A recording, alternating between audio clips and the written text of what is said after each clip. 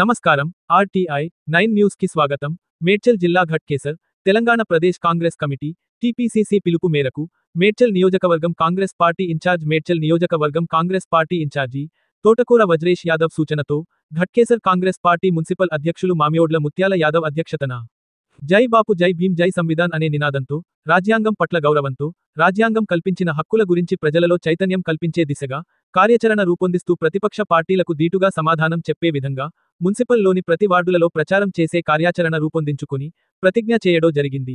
ఈ కార్యక్రమానికి ముఖ్య అతిథిగా ఘట్కేసర్ మున్సిపల్ మాజీ చైర్మన్ ముల్లిపావని జంగయ్య యాదవ్, మేడ్చల్ జిల్లా మత్స్య శాఖ డైరెక్టర్ మాజీ సర్పంచ్ మేడబోయిన వెంకటేష్ ముదిరాజ్, కీసరగుట్ట ఆలయ డైరెక్టర్ సామల అమరేందర్, రైతు సమన్వయ కమిటీ మాజీ అధ్యక్షుడు కొంతో అంజిరెడ్డి, మాజీ కౌన్సిలర్ కడపోళ్ల మల్లేష్, ఉపాధ్యక్షులు కోరుబోతు నాగరాజు ముదిరాజ్, బొక్క ప్రభాకర్ రెడ్డి, డీసీసీ కార్యదర్శి ఉల్లి ఆంజనేయులు యాదవ్, కాంగ్రెస్ పార్టీ ప్రధాన కార్యదర్శి బాల రాధాకృష్ణ ముదిరాజ్, ఎంఆర్పీఎస్ రాష్ట్ర నాయకులు డాక్టర్ మల్లేష్, కాంగ్రెస్ పార్టీ జిల్లా నాయకులు కవాడి మాధవరెడ్డి, మాజీ వార్డు సభ్యులు మామియోడ్ల చిత్తరి యాదవ్, రహీం, వెంకట్ నారాయణ ముదిరాజ్, గడీల సంజీవరెడ్డి, సహకార బ్యాంకు డైరెక్టర్ ఉదయ్ కుమార్ రెడ్డి, మేడ్చల్ జిల్లా SC cell Congress party convener మేకల దాస్, ఎస్సీ సెల్ మున్సిపల్ అధ్యక్షుడు ఎం శ్రీనివాస్, యూత్ అధ్యక్షులు బొక్క సంజీవరెడ్డి, సేవాదల్ అధ్యక్షులు రాజారత్నం, ఏడబ్ల్యూఎస్ కాలనీ అధ్యక్షులు కేశవపట్నం ఆంజనేయులు, సీనియర్ నాయకులు కె నర్సింగ్రావ్, మెట్టు రమేష్, ఎం గణేష్, నాయకులు కడపోళ్ల రాజు, చంద్రమోహన్, డి గోపాల్ గౌడ్, సల్మాన్ రాజ్, సాయి, శివ బాలకృష్ణ, మధు నరసింహ, రాజు తదితరులు పాల్గొన్నారు.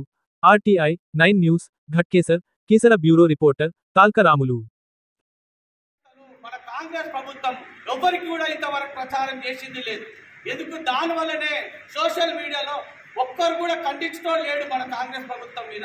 ఎవరైనా బీజేపీ మాట్లాడితే ఖండించడం లేదు కాబట్టి మన సీఎం గారు నటరాజన్ ఆమె కొత్తగా వచ్చి కింద గ్రౌండింగ్ తీసుకుంటే మన తెలంగాణలో కాంగ్రెస్ జీరో అవుతుందన్న ఉద్దేశంతో దీన్ని రోజు నిత్యం ప్రజలలో పోవాలని డే బై డే ఒక ప్రోగ్రాం పెట్టాలనే ఉద్దేశంతో దీన్ని ముందుకు తీసుకురావడం జరిగింది. అయితే ఈ 100 మంది కార్యకర్తలు ఏం చేస్తారంటే మన ఎవరైతే మాజీ చైర్పర్సన్ కావచ్చు, ప్రెసిడెంట్ కావచ్చు, ఇన్ఛార్జ్ కావచ్చు, ఆ రోజు ప్రజలలో వెళ్ళి మనం చేసిన 1 ఇయర్లో కాంగ్రెస్ చేసిన ప్రభుత్వాలు ఏంటి అంటే ఇలా 200 యూనిట్ కరెంట్ వస్తుంది, అది ప్రజలకు ఇప్పటిదాకా మనం ప్రచారం చేయలేకపోయినాం.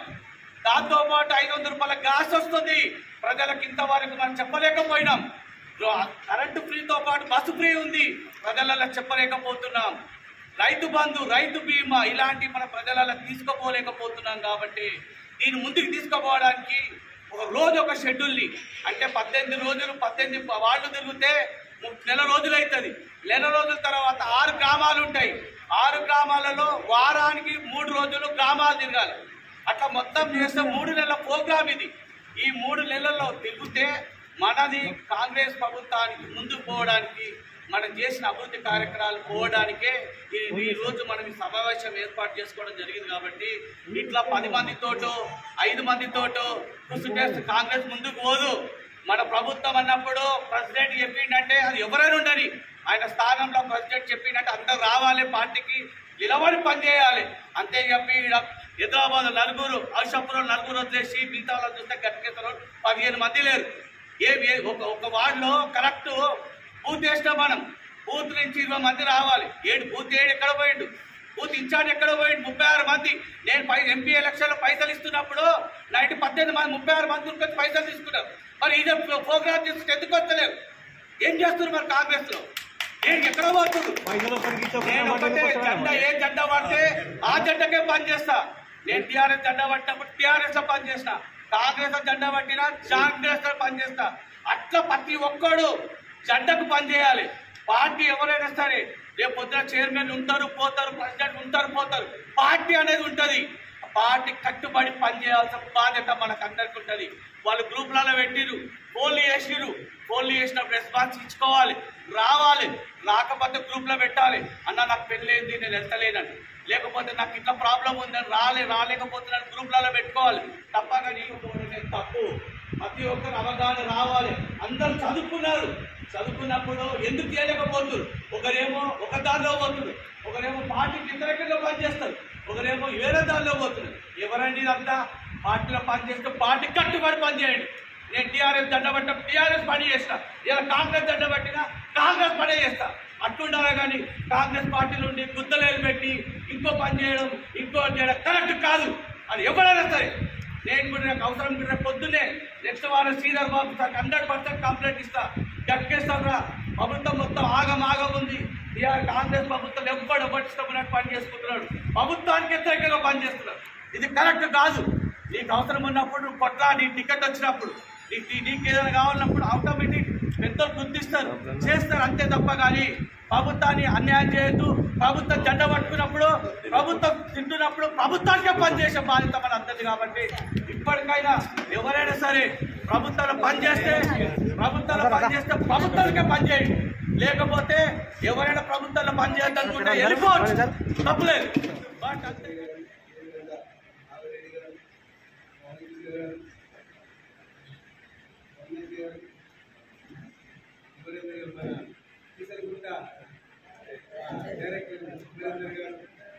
అదేవిధంగా డాక్టర్ మల్లేశ్వరి గారు, అదేవిధంగా అంజన్న గారు, అంజయ్ రెడ్డి గారు, నరసింహారావు గారు, వెంకటదాసరి గారు, పేరు పేరు ఉండాలి.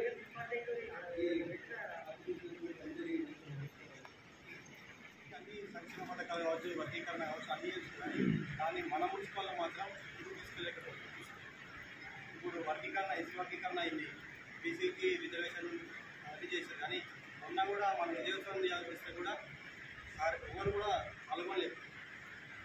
పార్టీ ఇంకా గ్రామాల నుంచి కూడా ఇప్పుడు లీనం అయినట్టే ఉంది. కానీ లీనం కాకముందుకు వాళ్ళు చాలామంది పోయారు మండల అధ్యక్షులు. ఎందుకు మరి మున్సిపల్ లీనమైన కాలం ఇంట్రెస్ట్ లేదు. మన మధ్య మున్సిపల్ అయితే వస్తలేదు. అమరాన్ని అయితే 23 మంది ఏమీ పోయినా ఇప్పుడు 3-4 చూస్తే ఒకటే వస్తున్నారు. అంటే ఇప్పుడు అంశాపు నుంచి అయితే ఎవరు లేదు. మన నుంచి తప్పుడు వచ్చింది. మరిపల్లిగూడెం నుంచి ఎవరు లేరు. మన దగ్గర 18 వార్డులు ఉన్నాయి. మరి వార్డులు ఎక్కడ పోయినాయి, బూత్ కంపెనీలు ఎక్కడ పోయినాయి, వార్డు కంపెనీలు ఎక్కడ పోయినాయి, ఎవరు వస్తలేదు. మరి దీని లోపం ఎక్కడ ఉంది? పార్టీ పెద్దలు ఇలాంటి కార్యక్రమం, ఇలాంటి ప్రోగ్రాం జరిగినప్పుడు పార్టీ కార్యక్రమం కంటే ముందుగా పెద్దలు కూర్చొని ఎందుకు పార్టీ బలోపేత మధ్యలో ఒకసారి చేయించుకోవాల్సిందిగా నేను అధ్యక్షుడిగా మీ పెద్దలకు కూడా చెప్పాను.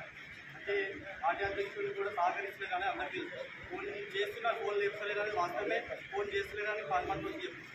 మరి అది ఎందుకు చెప్తున్నారు? ఒకసారి నిర్ణయం తీసుకోవాలి.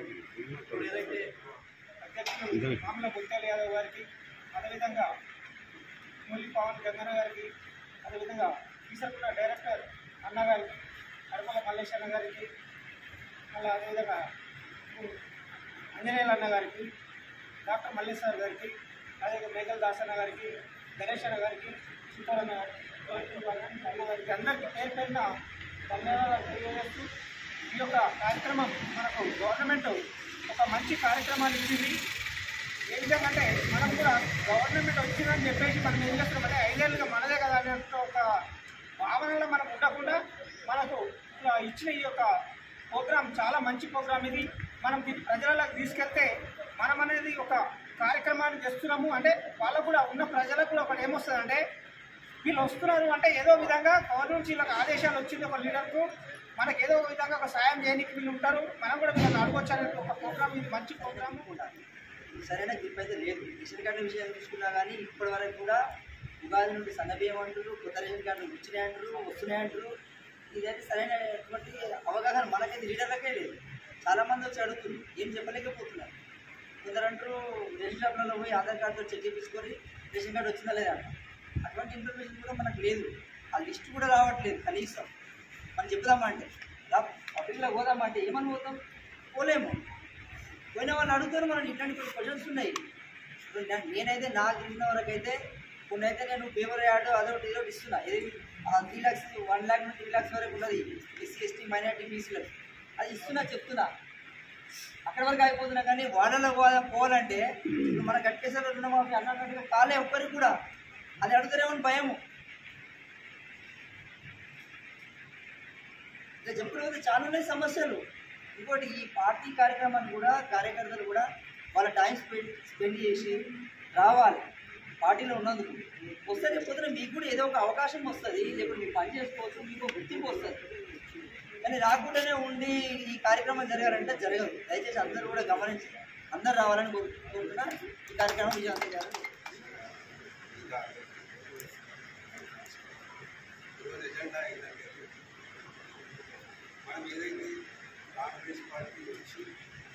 తిరగడం అవుతుంది. మనం చేసే కార్యక్రమాలు ఏవైతే ప్రభుత్వం చేసే కార్యక్రమాలు మనం ప్రజల్లో తీసుకెళ్ళలేకపోతున్నాం కాబట్టి ప్రోగ్రాం తీసుకొని ఈ ప్రోగ్రాం ద్వారా ఈ కార్యక్రమం ద్వారా ప్రజల్లోకి తీసుకెళ్లాలనే ఉద్దేశంతో ముఖ్య ఉద్దేశంతో ఈ కార్యక్రమం వచ్చే నెల నుంచి అంటే ఏప్రిల్ నుంచి మన ప్రతి సర్పంచ్ వార్డులో మళ్ళీ 6 విలువైన గ్రామాలు అందించాం. నేనేంటంటే ఇక్కడ సమన్వయం మన పార్టీ జరగకుండా ముందుకు చూసుకోవాలని చెప్పేసి మరి అందరూ కార్యకర్తలు ఏంటి, పార్టీ లేదు, పార్టీ లేదు, ప్రభుత్వాలు లేవు. అది గమనించి మనము ఈ ముందు మన పార్టీ కార్యకర్తలు అందరూ సమాధానం చేసుకోవాలి. ఈ కార్యక్రమాన్ని ముందుకు తీసుకుపోవాలి, పబ్లిక్లో తీసుకెళ్ళాలి. ఏవైతే కాంగ్రెస్ ప్రభుత్వం హామీలు ప్రభుత్వం వచ్చిన తర్వాత అమలు చేస్తుంది కాబట్టి అటు కార్యక్రమాలు ఏదో ఫ్రీ బస్ కానీ కరెంట్ కానీ మరి ఇంకా రేషన్ కార్డు ఇవ్వలేదు. అవి కూడా ముందు వచ్చే రోజుల్లో వస్తుంది. ఇందిరమ్మ ఇళ్ళ గురించి అవన్నీ మనం వేరేంటంటే ఈ ఇందిరమ్మ ఇల్లు కూడా కొన్ని సమస్యలు. ఆ ఇందిరమ్మ ఇల్లు ఏదైతే మన పార్టీ జెండా మోసి వాళ్ళకి ఫస్ట్ మొదటి ప్రాధాన్యత ఇవ్వాలని నా అభిప్రాయం. ఇస్తే ఆ విధంగా కార్యకర్త పనిచేసే అవకాశం. మరి కార్యక్రమం పబ్లిక్లో తీసుకుపోవాలన్న ఉద్దేశంతో మీటింగ్ పెట్టినందుకు సంతోషం. కానీ ప్రభుత్వం ఇచ్చిన ఫలాలు మన వాళ్ళకి అందుతున్నాయా? అందలేనప్పుడు మనం పబ్లిక్లో పోతే ఏమడు రివర్స్ మనల్ని అడుగుతారు. అడిగితే ఇప్పుడు గణపురంలో 70 ఇళ్ళు వచ్చినాయి. అట్లనే 70 ఇళ్ళ వారు ఆడో 10 ఇచ్చినట్టు ఎంత బాగుంది. 70 ఇళ్ళు అంటే మామూలు విషయం కాదు. ఆ ఊరికో 10 మళ్ళీ వస్తే నెక్స్ట్ ఇవ్వండి. అది ఒక ఎఫెక్ట్ మనకు చాలా ఉంటుంది. ఎందుకంటే శాంక్షన్ అయినాయి కాబట్టి శాంక్షన్ కానీ అంటే అలాగే పెట్టండి, నో ప్రాబ్లం. ఇంకోటి రైతు రుణమాఫీ రాలేదు. ఏ ఒక్కరు కూడా నాకు ఫోన్ చేస్తారు, నేనే చెప్పలేకపోతున్నాను. పైసలు లేవంటే వస్తుంది, పైసలు లేవంటే వస్తుంది. అందులో భాగంగా మన చైర్మన్ ఏం చేసాడు, 2 నెలల ముందు పైసలు వచ్చేస్తున్నాయని ప్రెస్ మీట్ పెట్టాడు. ప్రెస్ మీట్ పెట్టిన వరకు ఇక 5 రోజులు కానీ పైసలు వస్తున్నాయంటే అందరూ సంతోషం కదా. ఒక్కరు ఫోన్ చేయడం నువ్వు ఎత్తిపోయారు. ఓటు మీద చెప్తున్నా ప్రెస్ మీట్ పెట్టి అది ఇష్టం వచ్చినట్టు ఇలాంటి మళ్ళా రైతు బాధలు అది కూడా ఇప్పుడు 24 గంటలలో పడుతున్నాయి. ఆడ కూడా ఏ ప్రాబ్లమ్స్ ఉన్నా కూడా మన దృష్టికి తీసుకొస్తారు. దాన్ని రాసుకొని గుర్తు చేద్దామనేది కూడా మనం అన్ని విషయాలని జగన్న దగ్గరికి ఇన్ఛార్జ్ ఉంది కాబట్టి మనం ఆయన దగ్గరికి పార్టీ నుంచి తనే కాబట్టి ఎమ్మెల్యే గారు ఉన్నా లేనట్టే మనకి తనే ఎమ్మెల్యే కాబట్టి మనకు పార్టీ నుంచి అన్ని పనులు సీఎం దృష్టిగా తీసుకుంటుంది కాబట్టి ప్రతి ఒక్క కార్యక్రమాన్ని మనం చైర్మన్ గారు కానివ్వండి, డీన్ కానివ్వండి, అధ్యక్షులు కానివ్వండి, ఎవరు వీళ్ళు ఉంటే వాళ్ళు తీసుకెళ్ళి పనులు చేపిస్తారు. ఆ పనులు చేయించినప్పుడే మనం పార్టీకి పని చేసినట్టే. అందరు అన్నది కూడా కరెక్టే. మనం వెళ్ళగానే ఇళ్ళ గురించి అడుగుతారు. ఇంకా 70 వచ్చినాయి అంటే విలీన గ్రామాలల్లో ఒక్క విలేజ్కి వచ్చినాయి, అన్ని విలేజ్లలో రావాలి. అది కూడా మనల్ని అడుగుతుంటాం కాబట్టి మనం దాన్ని ఎట్లా చేద్దాము అన్నా, మరి ఎప్పుడు ఇస్తారు, మీరు ఎన్ని ఇస్తారు, ఎట్లా చేద్దామనేది కూడా ముందుకు ప్రతి ఒక్కటి కూడా మనం పార్టీని అన్ని విషయాలలో కూడా ముందు ప్రాధాన్యతగా మహిళలకి ఇచ్చి మహిళల అధ్యక్షురాలు కూడా కావాలని కూడా కోరుతుంది. వీళ్ళందరూ కూడా మహిళా అధ్యక్షురాలు కూడా ఎవరైనా ఒకరు ఉండాలి. ఉంటే ముందుకు పోతుందని నేను కూడా కోరుకుంటున్నాను. ఎందుకంటే ఇప్పుడు అధ్యక్షులు ఒక్కరే పనిచేయలేదు, మహిళలు కూడా ఉంటే అన్ని ఇంకా మహిళలు కూడా వస్తూ ఉంటారు కాబట్టి అధ్యక్షురాలు ఉంటే కూడా బాగుంటుంది. ఎవరైతే మంచిగా పనిచేసే వాళ్ళు పార్టీకి కార్యకర్తల్ని కానివ్వండి, ఒక అధ్యక్షులని కానివ్వండి, ఎవరిని నిర్ణయించినా అందరు కూర్చొని వాళ్ళు ఎట్లయితే కూర్చొని మనం మీటింగ్ చేసుకున్నామో అట్లా కూర్చొని అందరి నిర్ణయమే ఫైనల్ లేదు. ఒక అధ్యక్షుడే అని కాదు, తన మీద కూడా మొత్తం పెట్టదు భారం. అందరి నిర్ణయమే ఫైనల్ నిర్ణయం. మన ఎవరు కమిటీలు అయితే ఉన్నారు, ఇందిరమ్మ కమిటీ కానివ్వండి, మీరు ఉన్న వాళ్ళు కానివ్వండి, ఎవరైతే సీనియర్ నాయకులు వాళ్ళని కూర్చొని నిర్ణయించుకొని ఆ అధ్యక్షురాన్ని నిర్ణయించుకుంటారు. అట్లా ఏ పదవులు ఇచ్చినా అందరినీ సమన్వయంగా చేసుకుంటూ అన్ని సంవిధానం అంటేనే అన్ని సమన్వయంగా చేసుకుంటూ పోవాలని మీనాక్షి నటరాజన్ గారు ముందుకెళ్ళడానికే ఈ ప్రోగ్రాం తీసింది. ఈ ప్రోగ్రామ్ని మనం అందరం సక్సెస్ఫుల్ చేద్దాం. మన గట్కేసర్లో ఇప్పటి వరకు ఏ ప్రోగ్రాంలో అయినా సక్సెస్ఫుల్ అవుతుంది. ముందుగా ఎస్సీ రిజర్వేషన్ చేసినందుకు గౌరవ ముఖ్యమంత్రి గారికి అయితే మనం అందరం ధన్యవాదాలు తెలుసుకోవాలి. దాని తర్వాత ప్రత్యేకంగా బీసీ రిజర్వేషన్లో ముందు 32% ఉంది కాబట్టి మనం మేడ్చల్ జిల్లాలో ఒక ఇద్దరమే బీసీలం అయినాం చైర్మన్. అదే లేకపోతే 50% అవుతుంది, నలుగురైనా అవుతుంది మనం అనుకున్న వరకు. అట్లా ఇంకా కూడా ముందు కూడా ఛాన్సెస్ ఉంటాయి, బీసీలకు ఎక్కువ రావాలి, బీసీ ముందుకు రావాలి అంటే మనం కూడా అన్నగారు అన్నట్టు 50% కూడా కొట్లాడచ్చు.